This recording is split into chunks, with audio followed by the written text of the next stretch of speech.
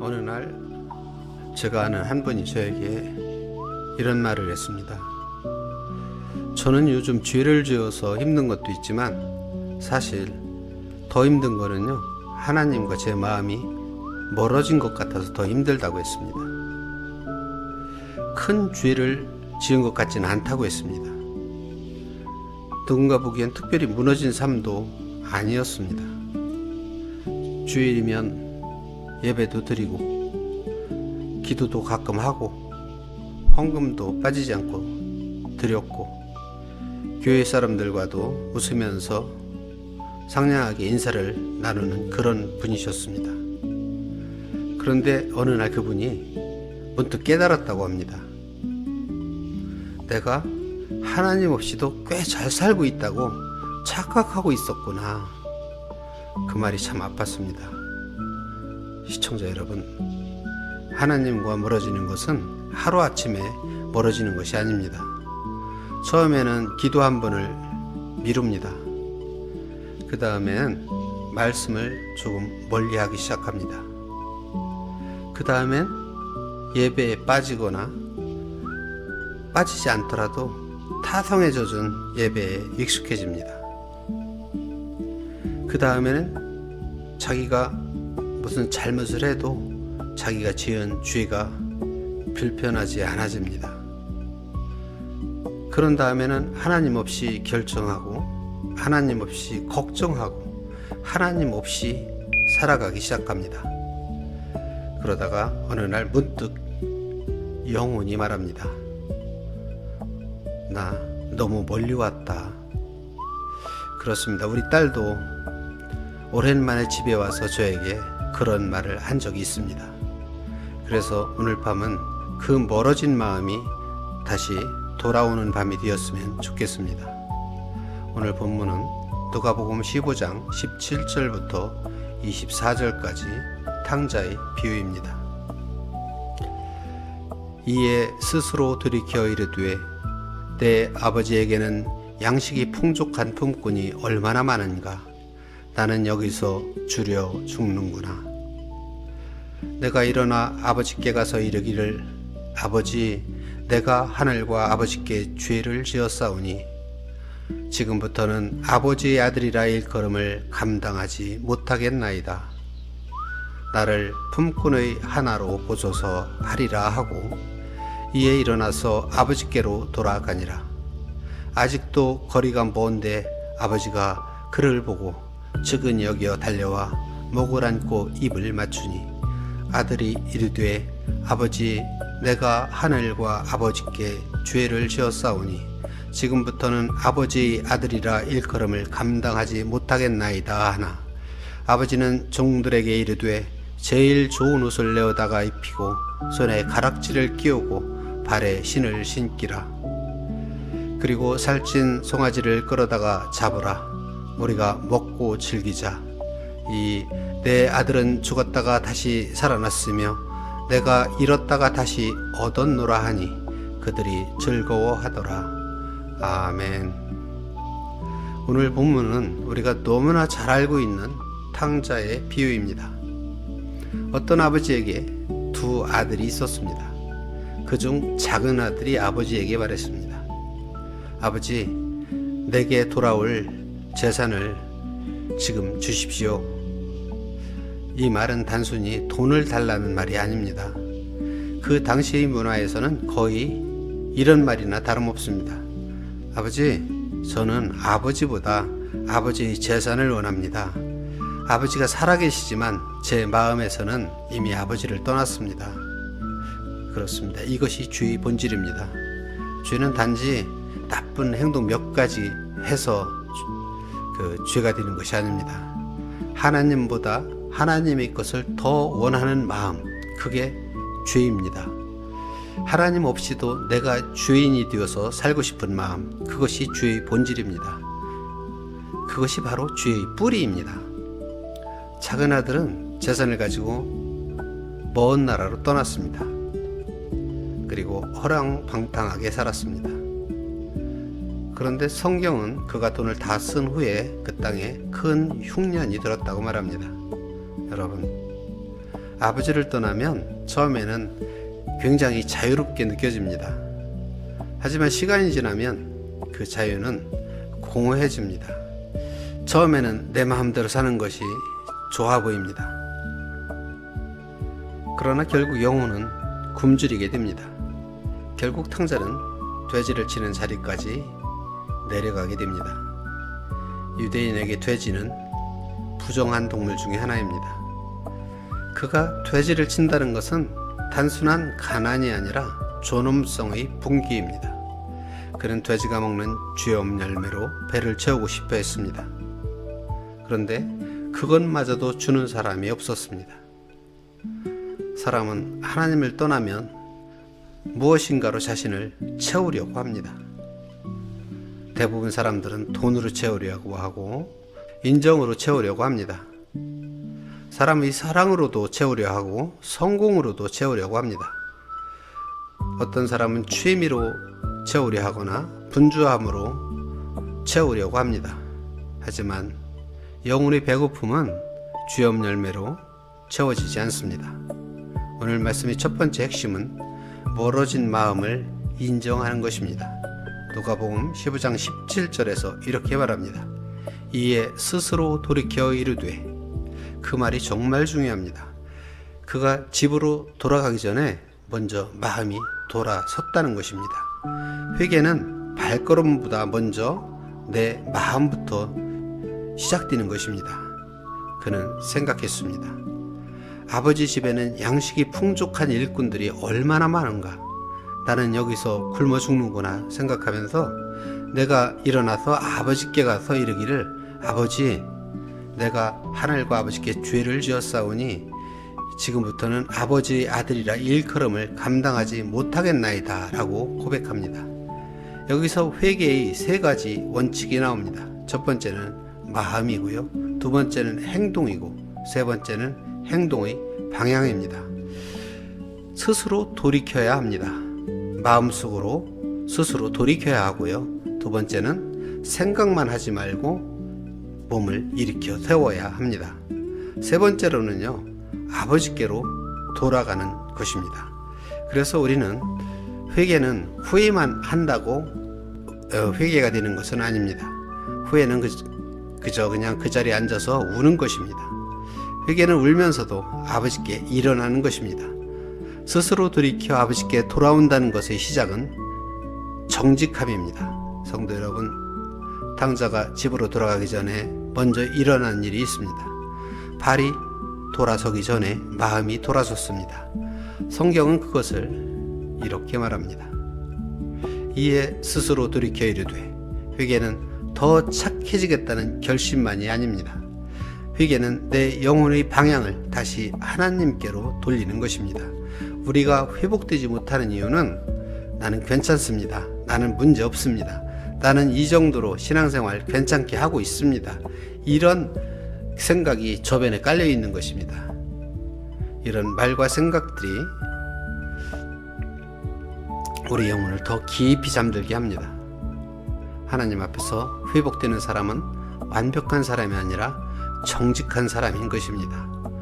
오늘 우리가 해야 할 고백은, 하나님, 제가 하나님으로부터 너무 멀어졌습니다. 하나님, 제 마음이 식었습니다. 하나님, 저는 하나님보다 세상 다른 것들을 더 붙잡고 사랑했습니다. 이런 고백이 정말로 뭐 하는 거예요? 정직하게 하나님 앞에 고백하는 것입니다. 이렇게 고백한다고 해서 내가 진 것이 아닙니다. 이런 고백이 회복의 시작이기 때문입니다.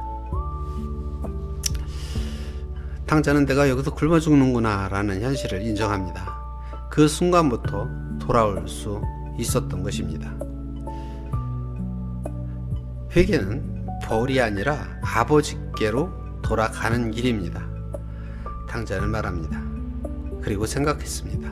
나는 이제 아들이라 불릴 자격이 없구나. 품꾼이라도 받아달라고 해야겠어. 탕자는 이렇게 생각했습니다. 그런데 성경은 전혀 다르게 장면이 이어집니다. 아들이 저 멀리 있는데 아버지가 먼저 아들을 발견합니다.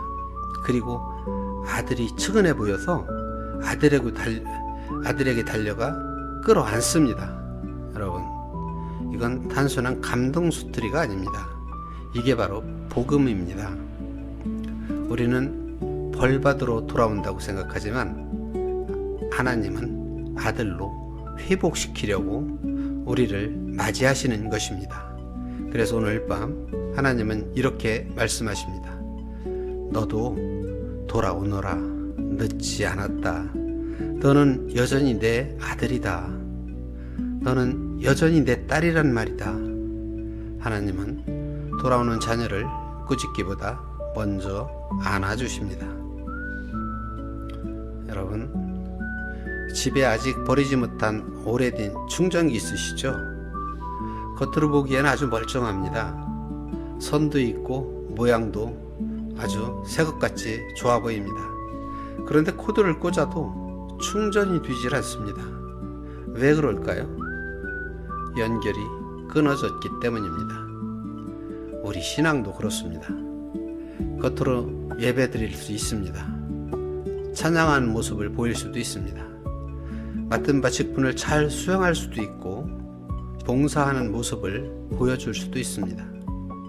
그런데 하나님과의 연결이 끊어지면 영혼은 점점 방전이 됩니다. 그래서 회개는 하나님께 다시 연결하는 시간인 것입니다. 주님, 다시 연결해 주십시오.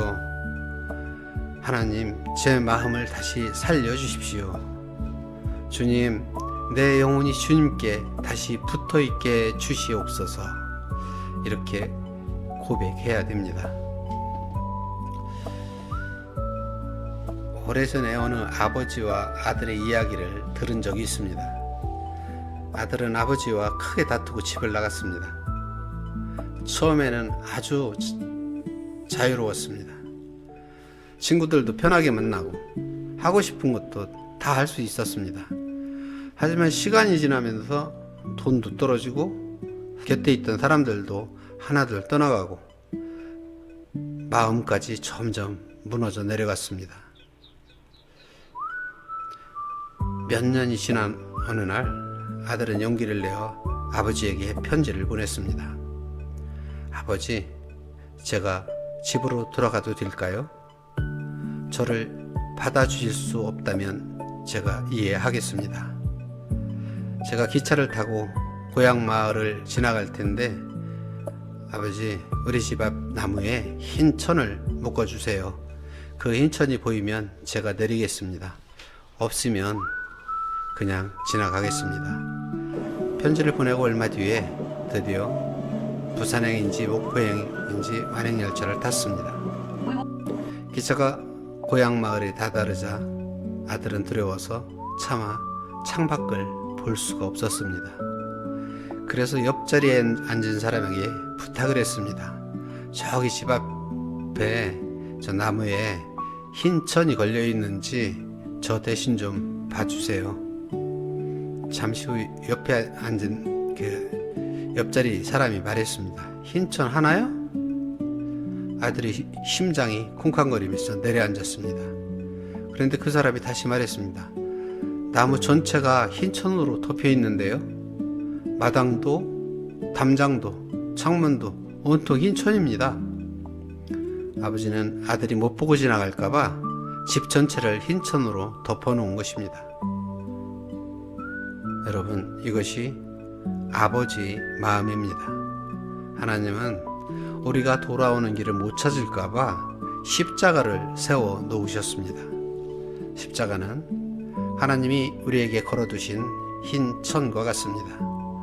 들어오너라. 여기로 들어와. 내가 아직 너를 기다리고 있어. 오늘 밤 십자가 아래로 돌아오십시오. 그리고 오늘 여러분 스스로 마음에 조용히 물어보십시오.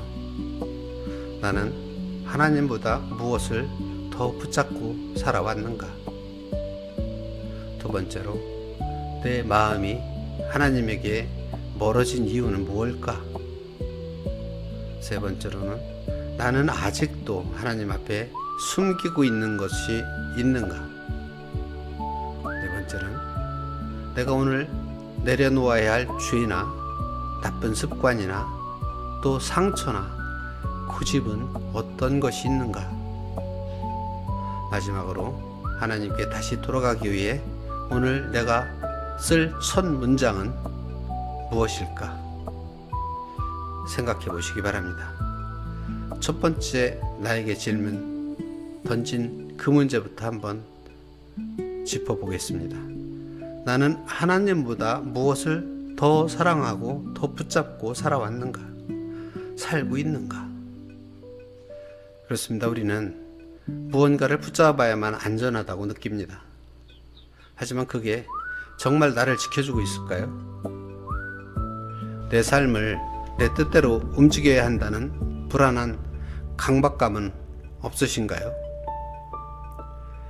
보이지 않는 은혜보다 눈에 보이는 숫자에 안정감은 없나요?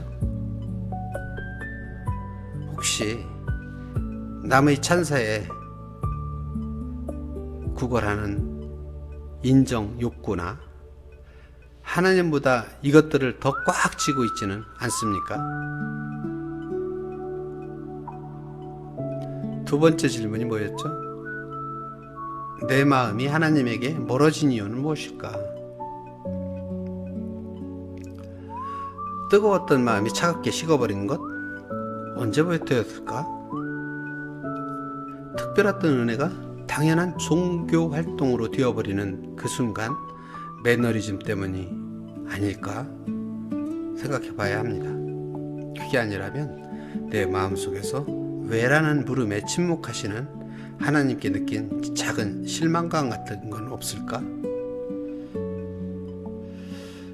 아니면 이 정도는 괜찮겠지라면서 허용한 작은 타협들이 쌓여서 어느새 우리 사이엔 보이지 않는 벽이 세워진 건 아닐까? 이렇게 생각해 볼 수 있습니다. 세 번째 질문은 나는 아직도 하나님 앞에 숨기는 것이 있는가입니다. 우리는 가장 가까운 사람에게도 보여주지 못하는 그림자를 하나씩 품고 살아가고 있습니다. 하나님은 다 알고 계시지만 우리가 직접 꺼내놓길 기다리고 계십니다. 사람들이 거룩함 뒤에 숨긴 은밀한 습관이 있습니다. 차마 내뱉지 못한 하나님을 향한 분노도 있을 수 있습니다. 혹시 나조차 용서하지 못한 내 마음의 좁은 소견머리, 좁은 방이 있을 수도 있습니다. 오늘 그 방의 문을 열어볼 용기를 내어보시기 바랍니다. 네 번째 질문은 내가 오늘 내려놓아야 할 것이 무엇인가? 가벼워져야 다시 걸어갈 수 있고 다시 돌아갈 수 있습니다. 우리가 완벽하지 않으면 시작조차 하지 않으려는 완벽주의라는 우상이 있습니다. 이것 때문에 우리가 하나님과 멀어지기 쉽습니다. 또 남의 일상과 나를 비교하면서 괴롭히던 타인의 시선 때문에 내가 하나님과 멀어질 수도 있습니다.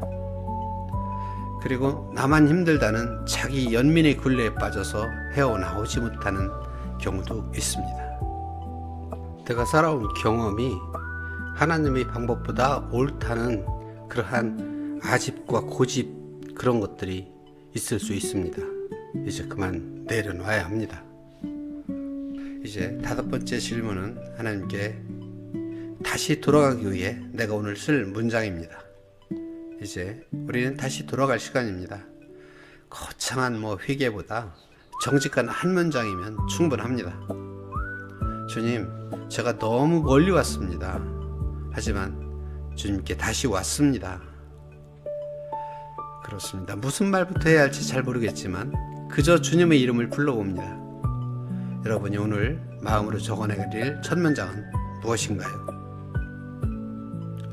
하나님은 세련된 고백보다 당신의 정직한 한숨을 기뻐하십니다. 오늘 이 질문들이 여러분의 영혼에 작은 쉼표가 되었기를 바랍니다. 여러분이 어떤 답변을 내놓았던 간에 그 고민을 시작한 순간 이미 여러분은 집으로 돌아가는 길 위에 서 있는 것입니다. 여러분의 마음을 기록해 보시기 바랍니다. 댓글로 첫 문장을 나눠 주셔도 좋습니다. 이제 회개하기 위해 영성 훈련을 시작하겠습니다. 첫 번째로는 회개 노트를 쓰는 것입니다. 오늘의 영성 훈련은 회개 노트 쓰기로 시작합니다. 방법은 아주 간단합니다. 조용한 시간에 노트를 하나 펴놓고요. 딱 3문장을 씁니다. 첫 번째 문장은 하나님과 제가 멀어진 이유, 정직하게 써야 됩니다. 여기서는 변명하지 말고 정직하게 써야 됩니다. 예를 들면 하나님보다 사람의 인정이 더 소중했었습니다. 바쁘다는 이유로 기도를 미뤘습니다. 상처 때문에 내 마음을 닫았습니다. 내가 누군가를 용서하지 못한 마음을 오래 붙잡고 있었습니다. 이런 것들이 있을 수 있습니다. 두 번째 문장은 하나님, 제가 내려놓아야 할 것은 무엇입니까? 하나님, 제가 내려놓아야 할 것은 이런 것입니다. 예를 들면 교만을 내려놓고 싶습니다. 분노를 내려놓겠습니다. 하나님, 저는 남들과 비교하는 마음을 내려놓아야 합니다. 사람을 미워하는 마음을 내려놓겠습니다. 내 뜻대로만 하려는 그런 고집입니다. 이 고집을 내려놓겠습니다. 이런 것들이 있겠습니다. 세 번째 문장은요, 하나님, 오늘 다시 돌아갑니다. 이 문장은 꼭 직접 손으로 써야 됩니다. 짧아도 괜찮습니다. 눈물이 나도 괜찮습니다. 회개 노트는 누군가에게 보여주기 위한 글이 아닙니다. 하나님 앞에 마음을 펴는 시간입니다. 이제 조용히 하나님 앞에 서겠습니다. 오늘 하나님은 우리를 몰아세우지 않으십니다. 하나님은 우리를 기다리십니다. 왜 그랬니? 그런 것보다 먼저 돌아와서 고맙다라고 말씀하시는 분이 아버지십니다. 혹시 오늘 마음속에 떠오르는 죄가 있습니까? 오래 숨겨둔 마음이 있습니까? 하나님보다 더 사랑했던 것이 있었습니까? 돌아가야 할 자리에서 너무 멀리 서 있지는 않습니까? 그래도 괜찮습니다. 지금 돌아오면 됩니다. 여러분, 작은 목소리로 이렇게 고백해 보시기 바랍니다. 하나님, 제가 돌아왔습니다. 하나님 아버지, 저를 다시 안아 주시옵소서. 하나님 아버지, 제 마음을 새롭게 주시옵소서. 아멘. 하나님은 돌아오는 자녀를 꾸짖기보다 먼저 안아 주시는 분이십니다. 함께 기도드리겠습니다. 사랑의 하나님 아버지, 오늘 우리가 다시 주님 앞에 섭니다. 겉으로는 괜찮은 척했지만 우리 마음은 주님 앞에서 멀어져 있었습니다. 예배의 자리는 지켰지만 주님을 향한 사랑은 식어 있었습니다. 입술로는 믿는다고 했지만 삶의 선택에서는 자주 주님을 잊고 살아왔습니다. 사랑의 주님, 용서하여 주시옵소서. 저희 교만을 용서하여 주옵소서. 저희 미움을 용서하여 주시옵소서. 저희 무관심을 용서하여 주시옵소서. 저희 차가워진 마음을 용서하여 주옵소서.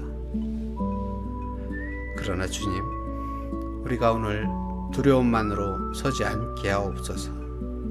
아버지의 품을 바라보게 하옵소서. 십자가의 사랑을 붙들게 하시옵소서. 정죄보다 큰 은혜를 경험하게 하옵소서. 주님, 우리의 마음을 다시 돌이켜 주옵소서. 눈물이 마른 영혼의 회개의 눈물을 회복시켜 주옵소서. 기도가 말라버린 입술에 다시 주님을 부르는 고백을 회복시켜 주시옵소서. 오늘 우리가 다시 돌아갑니다. 아버지께 돌아갑니다. 십자가 앞으로 돌아갑니다. 우리를 다시 안아 주시옵소서. 우리를 다시 새롭게 하옵소서. 예수님의 이름으로 기도드립니다. 아멘. 사랑하는 성도 여러분, 오늘 우리는 정죄받는 자리에 있는 것이 아니라 아버지 품으로 돌아오는 자리에 서 있는 것입니다. 혹시 아직 마음이 무겁더라도 괜찮습니다. 눈물이 멈추지 않아도 괜찮습니다. 하나님은 완벽한 사람을 기다리신 것이 아니라 돌아오는 마음을 기다리고 계셨습니다. 오늘 우리 작은 눈물 한 방울도 하나님은 외면하지 않으십니다. 꼭 기억하십시오. 멀어진 만큼 사랑이 끝난 것이 아닙니다. 넘어진 만큼 은혜가 사라진 것도 아닙니다. 십자가는 오늘도 우리에게 말씀합니다. 돌아오너라. 내가 아직 너를 기다리고 있다. 너는 여전히 내 아들이고 내 딸이다. 사랑하는 여러분, 오늘 이 밤 이후에 다시 기도가 살아나기를 원합니다. 다시 예배의 감격이 회복되기를 바랍니다. 다시 하나님을 향한 첫사랑이 타오르기를 바랍니다. 그리고 집으로 돌아오는 길에 조용히 이렇게 기도해 보십시오. 하나님 아버지, 제가 다시 돌아왔습니다. 그 한마디를 붙드는 순간 은혜는 다시 시작될 것입니다. 오늘 여러분의 눈물이 절망의 눈물이 아니라 회복의 눈물이 되기를 축복합니다. 여러분이 무너진 자리 위에 다시 하나님을 향한 불이 타오르기를 축복합니다. 오늘 잠들기 전에 짧게라도 회개 노트를 꼭 써보십시오. 잘 쓰려고 애쓰지 마십시오. 눈물로 쓰시면 됩니다. 하나님은 멋진 문장을 기다리시는 것이 아니라 돌아오는 마음을 기다리십니다. 사랑하는 성도 여러분, 하나님과 멀어진 만큼 은혜가 멀어진 것은 아닙니다. 우리가 돌아서기만 하면 아버지는 이미 달려오고 계십니다. 오늘 밤 여러분의 눈물이 다시 하나님께 돌아가는 길이 되기를 축복합니다. 좋은 밤 되세요.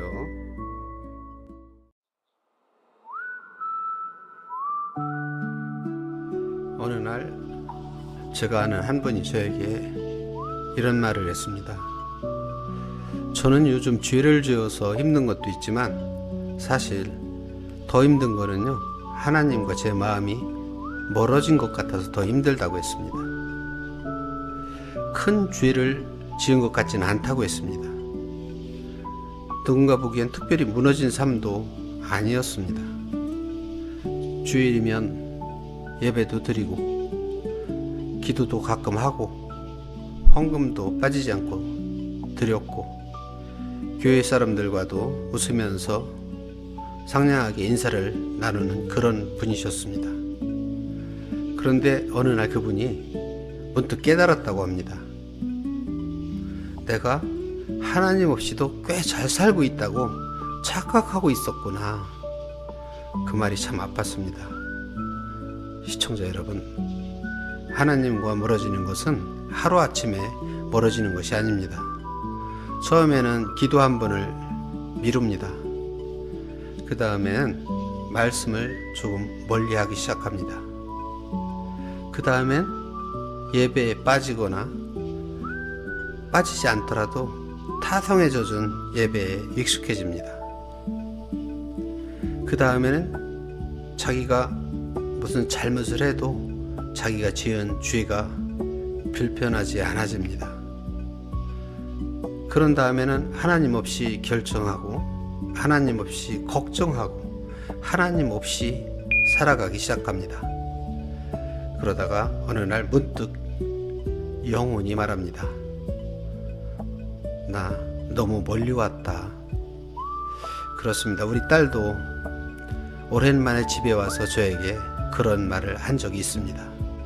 그래서 오늘 밤은 그 멀어진 마음이 다시 돌아오는 밤이 되었으면 좋겠습니다.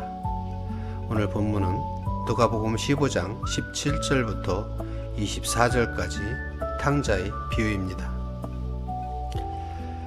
이에 스스로 돌이켜 이르되 내 아버지에게는 양식이 풍족한 품꾼이 얼마나 많은가. 나는 여기서 주려 죽는구나. 내가 일어나 아버지께 가서 이르기를 아버지, 내가 하늘과 아버지께 죄를 지었사오니 지금부터는 아버지의 아들이라 일컬음을 감당하지 못하겠나이다. 나를 품꾼의 하나로 보소서 하리라 하고 이에 일어나서 아버지께로 돌아가니라. 아직도 거리가 먼데 아버지가 그를 보고 측은히 여겨 달려와 목을 안고 입을 맞추니 아들이 이르되 아버지, 내가 하늘과 아버지께 죄를 지었사오니 지금부터는 아버지의 아들이라 일컬음을 감당하지 못하겠나이다 하나 아버지는 종들에게 이르되 제일 좋은 옷을 내어다가 입히고 손에 가락지를 끼우고 발에 신을 신기라. 그리고 살찐 송아지를 끌어다가 잡으라. 우리가 먹고 즐기자. 이 내 아들은 죽었다가 다시 살아났으며 내가 잃었다가 다시 얻었노라 하니 그들이 즐거워하더라. 아멘. 오늘 본문은 우리가 너무나 잘 알고 있는 탕자의 비유입니다. 어떤 아버지에게 두 아들이 있었습니다. 그중 작은 아들이 아버지에게 말했습니다. 아버지, 내게 돌아올 재산을 지금 주십시오. 이 말은 단순히 돈을 달라는 말이 아닙니다. 그 당시의 문화에서는 거의 이런 말이나 다름없습니다. 아버지, 저는 아버지보다 아버지의 재산을 원합니다. 아버지가 살아계시지만 제 마음에서는 이미 아버지를 떠났습니다. 그렇습니다. 이것이 죄의 본질입니다. 죄는 단지 나쁜 행동 몇 가지 해서 죄가 되는 것이 아닙니다. 하나님보다 하나님의 것을 더 원하는 마음, 그게 죄입니다. 하나님 없이도 내가 죄인이 되어서 살고 싶은 마음, 그것이 죄의 본질입니다. 그것이 바로 죄의 뿌리입니다. 작은 아들은 재산을 가지고 먼 나라로 떠났습니다. 그리고 허랑방탕하게 살았습니다. 그런데 성경은 그가 돈을 다 쓴 후에 그 땅에 큰 흉년이 들었다고 말합니다. 여러분, 아버지를 떠나면 처음에는 굉장히 자유롭게 느껴집니다. 하지만 시간이 지나면 그 자유는 공허해집니다. 처음에는 내 마음대로 사는 것이 좋아 보입니다. 그러나 결국 영혼은 굶주리게 됩니다. 결국 탕자는 돼지를 치는 자리까지 내려가게 됩니다. 유대인에게 돼지는 부정한 동물 중에 하나입니다. 그가 돼지를 친다는 것은 단순한 가난이 아니라 존엄성의 붕괴입니다. 그는 돼지가 먹는 죄업 열매로 배를 채우고 싶어 했습니다. 그런데 그것마저도 주는 사람이 없었습니다. 사람은 하나님을 떠나면 무엇인가로 자신을 채우려고 합니다. 대부분 사람들은 돈으로 채우려고 하고 인정으로 채우려고 합니다. 사람의 사랑으로도 채우려 하고 성공으로도 채우려고 합니다. 어떤 사람은 취미로 채우려 하거나 분주함으로 채우려고 합니다. 하지만 영혼의 배고픔은 죄업 열매로 채워지지 않습니다. 오늘 말씀의 첫 번째 핵심은 멀어진 마음을 인정하는 것입니다. 누가복음 15장 17절에서 이렇게 말합니다. 이에 스스로 돌이켜 이르되, 그 말이 정말 중요합니다. 그가 집으로 돌아가기 전에 먼저 마음이 돌아섰다는 것입니다. 회개는 발걸음보다 먼저 내 마음부터 시작되는 것입니다. 그는 생각했습니다. 아버지 집에는 양식이 풍족한 일꾼들이 얼마나 많은가. 나는 여기서 굶어 죽는구나 생각하면서 내가 일어나서 아버지께 가서 이르기를, 아버지, 내가 하늘과 아버지께 죄를 지었사오니 지금부터는 아버지의 아들이라 일컬음을 감당하지 못하겠나이다 라고 고백합니다. 여기서 회개의 세 가지 원칙이 나옵니다. 첫 번째는 마음이고요, 두 번째는 행동이고, 세 번째는 행동의 방향입니다. 스스로 돌이켜야 합니다. 마음속으로 스스로 돌이켜야 하고요. 두 번째는 생각만 하지 말고 몸을 일으켜 세워야 합니다. 세 번째로는요, 아버지께로 돌아가는 것입니다. 그래서 우리는 회개는 후회만 한다고 회개가 되는 것은 아닙니다. 후회는 그저 그냥 그 자리에 앉아서 우는 것입니다. 회개는 울면서도 아버지께 일어나는 것입니다. 스스로 돌이켜 아버지께 돌아온다는 것의 시작은 정직함입니다. 성도 여러분, 탕자가 집으로 돌아가기 전에 먼저 일어난 일이 있습니다. 발이 돌아서기 전에 마음이 돌아섰습니다. 성경은 그것을 이렇게 말합니다. 이에 스스로 돌이켜 이르되 회개는 더 착해지겠다는 결심만이 아닙니다. 회개는 내 영혼의 방향을 다시 하나님께로 돌리는 것입니다. 우리가 회복되지 못하는 이유는 나는 괜찮습니다. 나는 문제 없습니다. 나는 이 정도로 신앙생활 괜찮게 하고 있습니다. 이런 생각이 저변에 깔려 있는 것입니다. 이런 말과 생각들이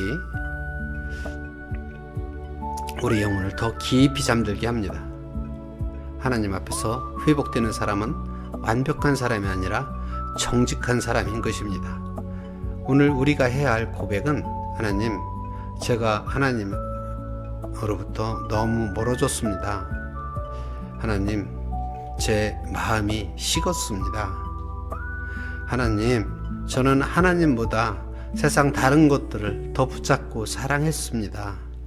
이런 고백이 정말로 뭐 하는 거예요?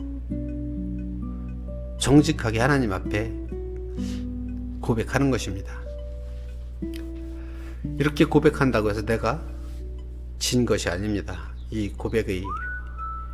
이런 고백이 회복의 시작이기 때문입니다. 탕자는 내가 여기서 굶어 죽는구나 라는 현실을 인정합니다. 그 순간부터 돌아올 수 있었던 것입니다. 회개는 벌이 아니라 아버지께로 돌아가는 길입니다. 탕자는 말합니다. 그리고 생각했습니다. 나는 이제 아들이라 불릴 자격이 없구나. 품꾼이라도 받아달라고 해야겠어. 탕자는 이렇게 생각했습니다. 그런데 성경은 전혀 다르게 장면이 이어집니다. 아들이 저 멀리 있는데 아버지가 먼저 아들을 발견합니다. 그리고 아들이 측은해 보여서 아들에게 달려가 끌어안습니다. 여러분, 이건 단순한 감동 스토리가 아닙니다. 이게 바로 복음입니다. 우리는 벌받으러 돌아온다고 생각하지만 하나님은 아들로 회복시키려고 우리를 맞이하시는 것입니다. 그래서 오늘 밤 하나님은 이렇게 말씀하십니다. 너도 돌아오너라. 늦지 않았다. 너는 여전히 내 아들이다. 너는 여전히 내 딸이란 말이다. 하나님은 돌아오는 자녀를 꾸짖기보다 먼저 안아주십니다. 여러분, 집에 아직 버리지 못한 오래된 충전기 있으시죠? 겉으로 보기에는 아주 멀쩡합니다. 선도 있고 모양도 아주 새것같이 좋아 보입니다. 그런데 코드를 꽂아도 충전이 되질 않습니다. 왜 그럴까요? 연결이 끊어졌기 때문입니다. 우리 신앙도 그렇습니다. 겉으로 예배드릴 수 있습니다. 찬양하는 모습을 보일 수도 있습니다. 맡은 바 직분을 잘 수행할 수도 있고 봉사하는 모습을 보여줄 수도 있습니다. 그런데 하나님과의 연결이 끊어지면 영혼은 점점 방전이 됩니다. 그래서 회개는 하나님께 다시 연결하는 시간인 것입니다. 주님, 다시 연결해 주십시오. 하나님, 제 마음을 다시 살려주십시오. 주님, 내 영혼이 주님께 다시 붙어있게 주시옵소서. 이렇게 고백해야 됩니다. 오래전에 어느 아버지와 아들의 이야기를 들은 적이 있습니다. 아들은 아버지와 크게 다투고 집을 나갔습니다. 처음에는 아주 자유로웠습니다. 친구들도 편하게 만나고 하고 싶은 것도 다 할 수 있었습니다. 하지만 시간이 지나면서 돈도 떨어지고 곁에 있던 사람들도 하나둘 떠나가고 마음까지 점점 무너져 내려갔습니다.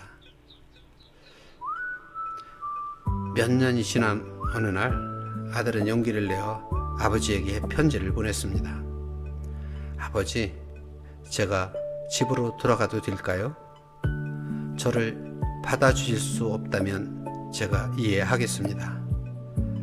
제가 기차를 타고 고향 마을을 지나갈 텐데 아버지, 우리 집 앞 나무에 흰 천을 묶어주세요. 그 흰 천이 보이면 제가 내리겠습니다. 없으면 그냥 지나가겠습니다. 편지를 보내고 얼마 뒤에 드디어 부산행인지 목포행인지 완행열차를 탔습니다.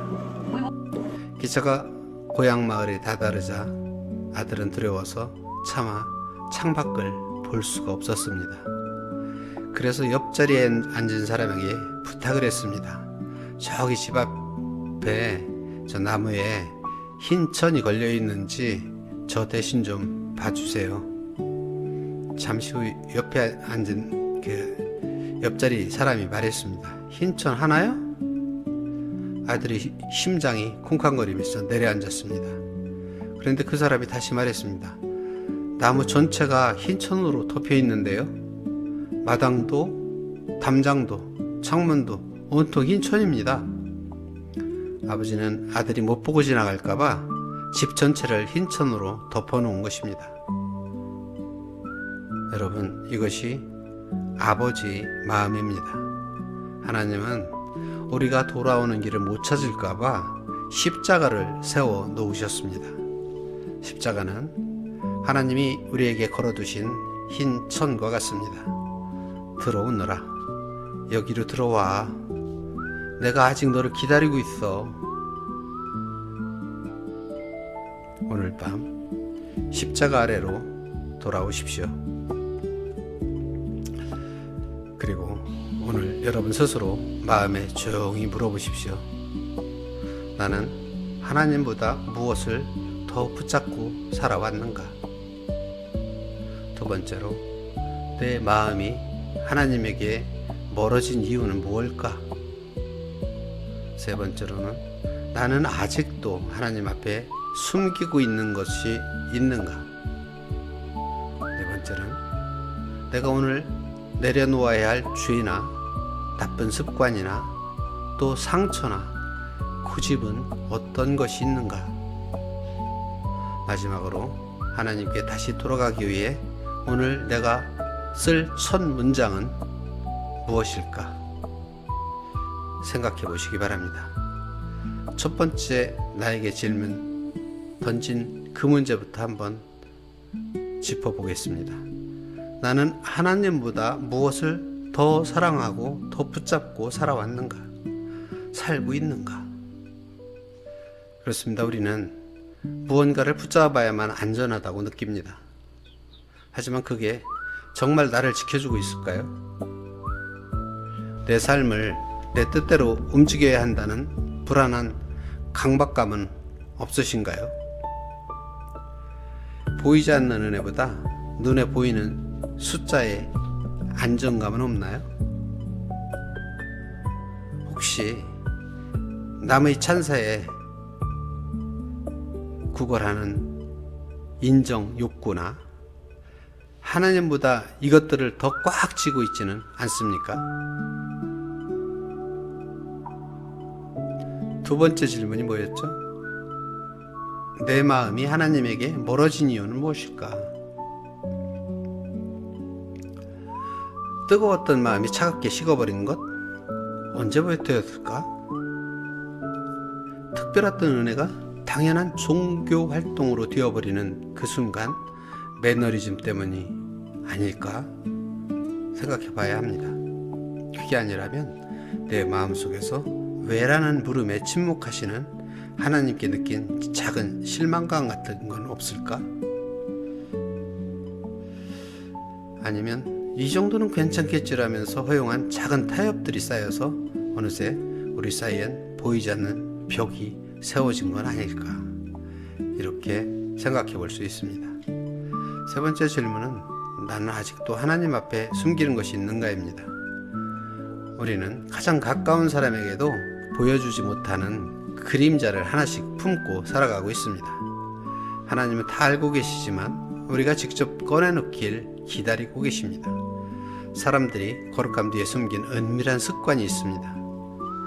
차마 내뱉지 못한 하나님을 향한 분노도 있을 수 있습니다. 혹시 나조차 용서하지 못한 내 마음의 좁은 소견머리, 좁은 방이 있을 수도 있습니다. 오늘 그 방의 문을 열어볼 용기를 내어보시기 바랍니다. 네 번째 질문은 내가 오늘 내려놓아야 할 것이 무엇인가?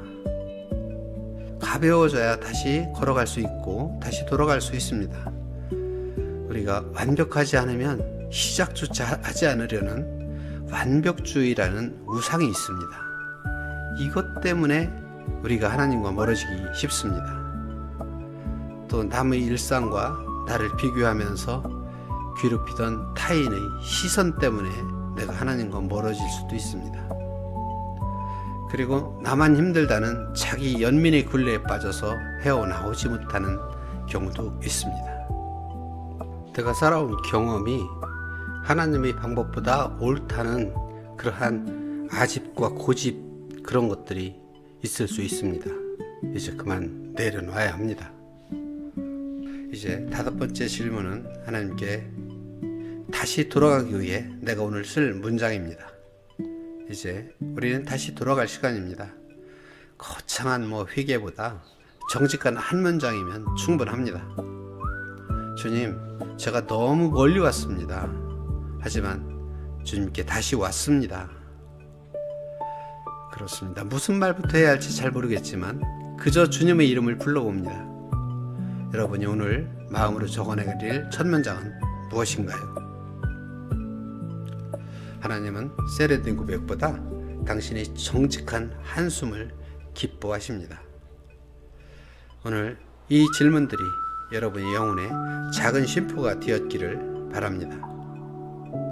여러분이 어떤 답변을 내놓았든지 간에 그 고민을 시작한 순간 이미 여러분은 집으로 돌아가는 길 위에 서 있는 것입니다.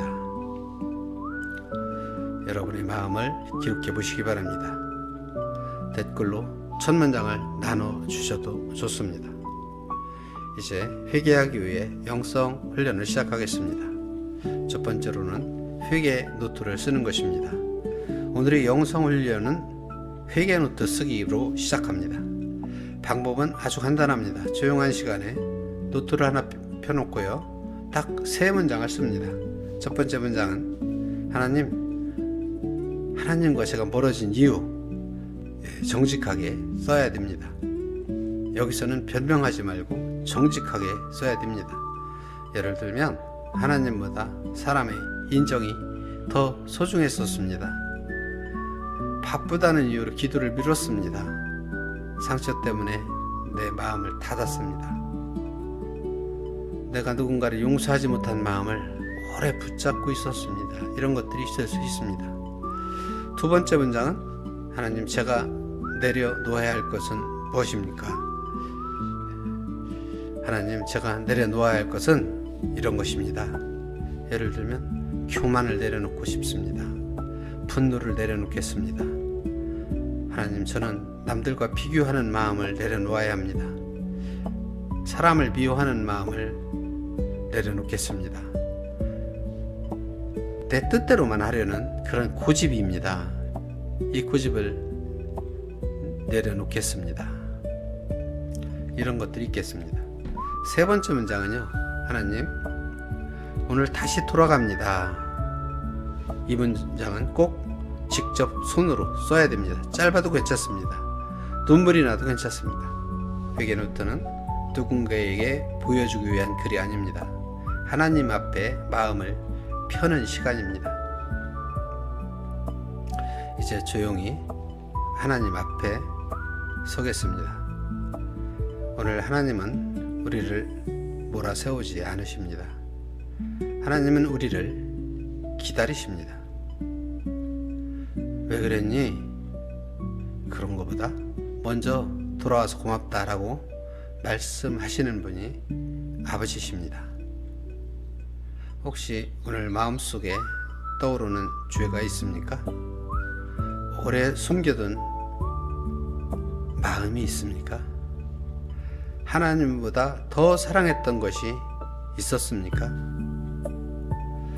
돌아가야 할 자리에서 너무 멀리 서 있지는 않습니까? 그래도 괜찮습니다. 지금 돌아오면 됩니다. 여러분, 작은 목소리로 이렇게 고백해 보시기 바랍니다. 하나님, 제가 돌아왔습니다. 하나님 아버지, 저를 다시 안아 주시옵소서. 하나님 아버지, 제 마음을 새롭게 해 주시옵소서. 아멘. 하나님은 돌아오는 자녀를 꾸짖기보다 먼저 안아 주시는 분이십니다. 함께 기도드리겠습니다. 사랑의 하나님 아버지, 오늘 우리가 다시 주님 앞에 섭니다. 겉으로는 괜찮은 척했지만 우리 마음은 주님 앞에서 멀어져 있었습니다. 예배의 자리는 지켰지만 주님을 향한 사랑은 식어 있었습니다. 입술로는 믿는다고 했지만 삶의 선택에서는 자주 주님을 잊고 살아왔습니다. 사랑의 주님, 용서하여 주시옵소서. 저희 교만을 용서하여 주옵소서. 저희 미움을 용서하여 주시옵소서. 저희 무관심을 용서하여 주시옵소서. 저희 차가워진 마음을 용서하여 주옵소서. 그러나 주님, 우리가 오늘 두려움만으로 서지 않게 하옵소서. 아버지의 품을 바라보게 하옵소서. 십자가의 사랑을 붙들게 하시옵소서. 정죄보다 큰 은혜를 경험하게 하옵소서. 주님, 우리의 마음을 다시 돌이켜 주옵소서. 눈물이 마른 영혼의 회개의 눈물을 회복시켜 주옵소서. 기도가 말라버린 입술에 다시 주님을 부르는 고백을 회복시켜 주시옵소서. 오늘 우리가 다시 돌아갑니다. 아버지께 돌아갑니다. 십자가 앞으로 돌아갑니다. 우리를 다시 안아 주시옵소서. 우리를 다시 새롭게 하옵소서. 예수님의 이름으로 기도드립니다. 아멘.